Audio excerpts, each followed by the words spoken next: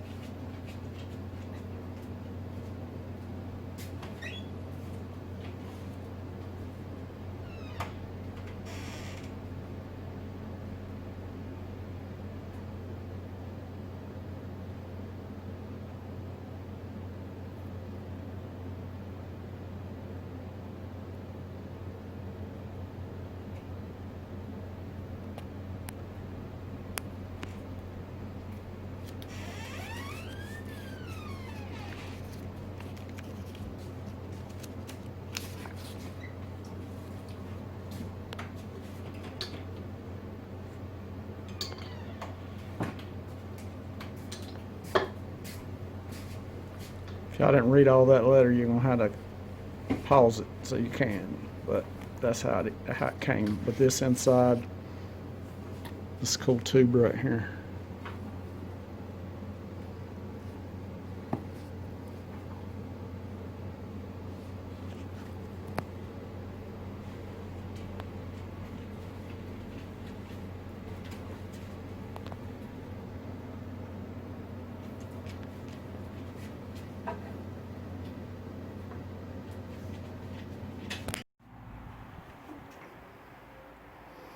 Alright, y'all.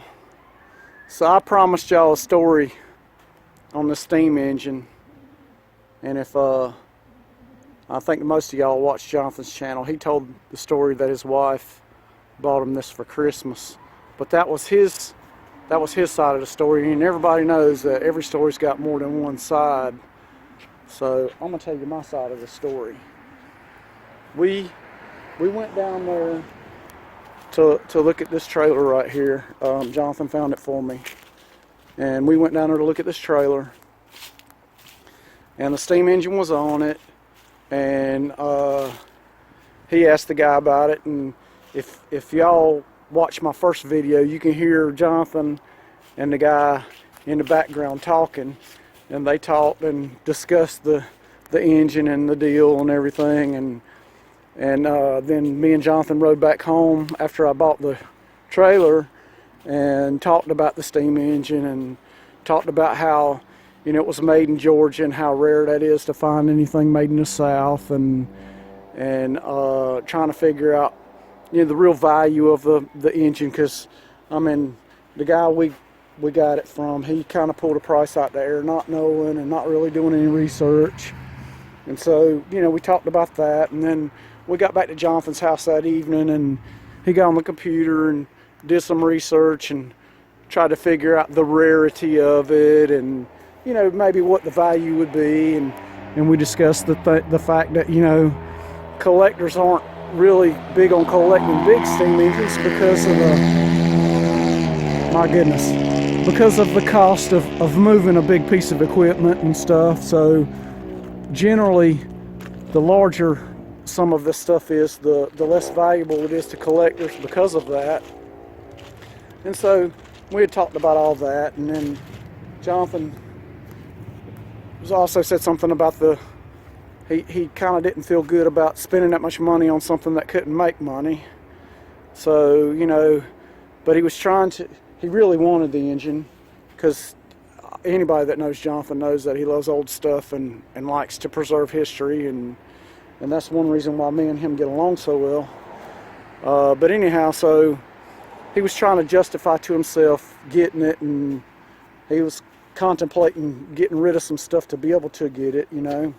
And so after spending the evening, I got my stuff and I went home. And when I got home, his wife calls me at the house and starts talking to me and says, you know, what do you think you could get that steam engine for? And I was like, well, I don't know. I had to talk to the guy and find out. And she's like, well, you know, mine and Jonathan's anniversary's coming up, and I want to surprise him with something for our anniversary and Christmas, me and a 30th anniversary. You know, she thought it needed to be something big, and so then she went on to tell me that you know, that Jonathan has always worked hard and provided well for the family, and sometimes gotten rid of stuff that he really wanted to keep things going. So, and then he's always done for other people and stuff, and she wanted to do something for him to really show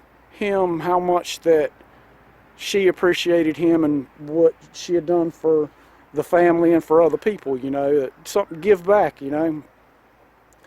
And so I got up with the man selling the machine and tried to work out a reasonable price, and we worked out the trade, the eventual deal, which was the steam engine and that steam whistle, and the Novo engine and the root grapple. So it was a really cool thing. I'd never, when she called me and told me that she wanted to do this for Jonathan, I was just like, well, what can I do to help? I just wanted to be a part of it. And I mean, even if I couldn't have helped them work out a good deal, I mean, it was a great story. And I kind of tried to use that to the seller to try to get him to make a better deal on the stuff, because, I mean, how often, I mean, it's just to me, it's an unheard of story. I mean, for that kind of love, I mean, I've never known anybody that would do that. I mean, it's just, it still blows my mind, and I think it's great, and I don't think it could have happened to a nicer person. I mean, Jonathan and his wife are, I mean, they are really good friends. I think the world of both of them, and would do anything for either one of them. And I just think it's fantastic. It makes me feel good about things, you know. So anyhow, that's my part of the story. And I mean, the guy that we bought the engine from, he didn't want a lot of Jonathan telling him that it wasn't available, or that it was been sold already. And Jonathan's wife didn't want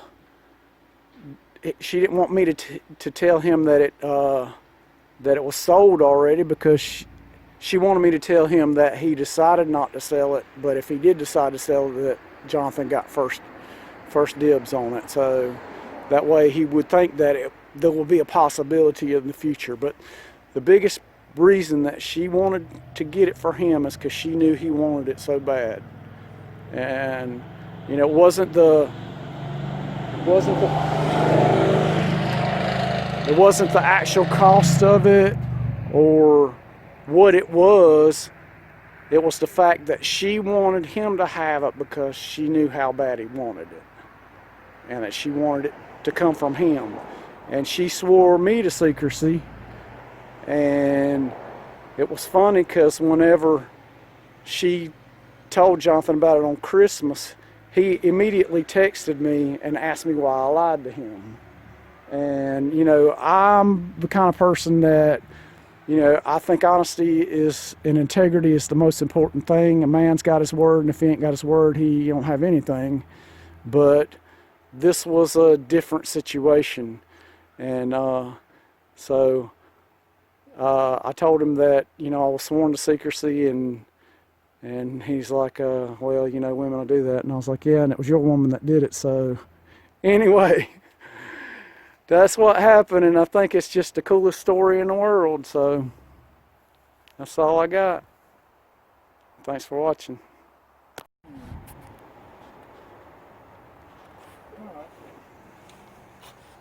That's a neat piece. It is. You know, nobody knows what it is. I posted it on the board for drag lines. That's it. No one's ever seen anything like it. I couldn't find any pictures like it. You know, so they don't know what it is. You know, if it's a stump puller or if it's I don't think it's for rock, because they said it could be for picking up big rock. But One guy said, well, it was for, Well, we're definitely gonna try it out, aren't we? we got to, but the guy said it was going to, maybe the old style shit when they used to, they made stump pullers that was made into a winch and a horse would walk around it and pull. He said that he thinks that it hooked to that, but there's a problem with that. The thing's got nickel weld on it. They didn't do nickel weld when they had horses, so that's later. A lot of weld on that thing.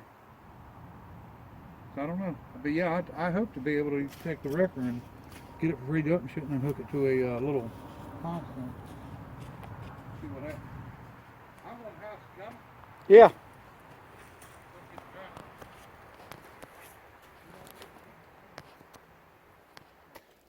2 foot tall and 6 inch diameter. You act like it's heavy. It is. It's a crane company. We got to make a valve for it. Well, I know somebody can do it.